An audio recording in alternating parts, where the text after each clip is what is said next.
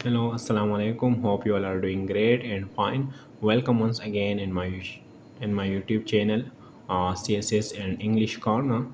Today we have some important sentences for the beginners with its translation.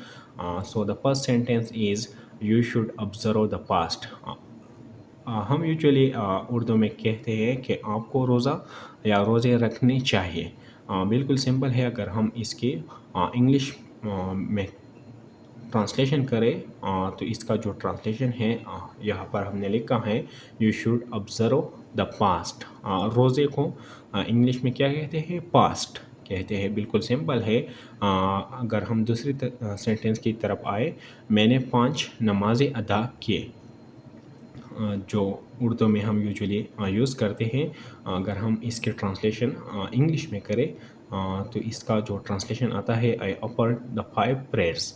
How many fasts have you observed.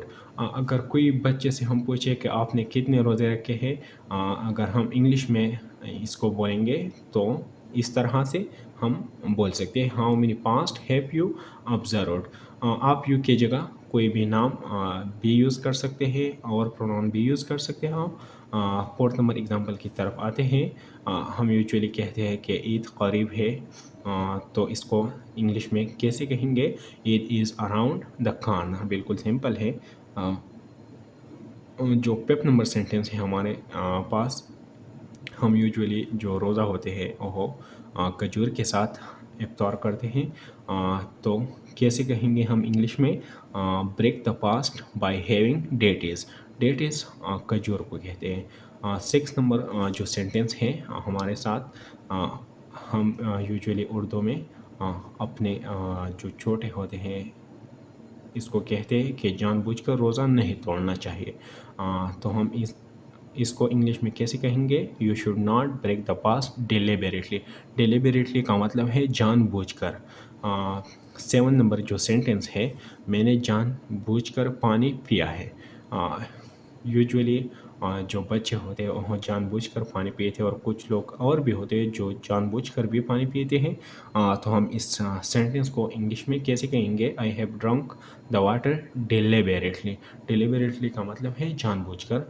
He has ate the poison deliberately unknowingly.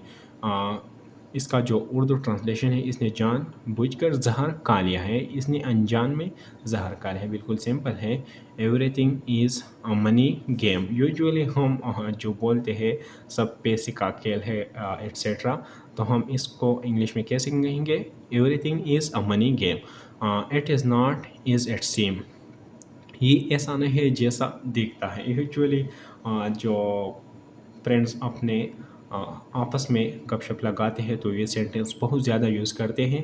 अगर हम इसकी English translation करें तो बिल्कुल same आता है, it is not is it seems.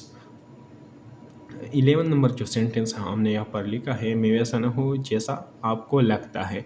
ये sentence भी यूजुअली लोग अपने तारीफ़ के लिए या अपने आप को ऊंचा दिखाने के लिए यूज़ करते हैं।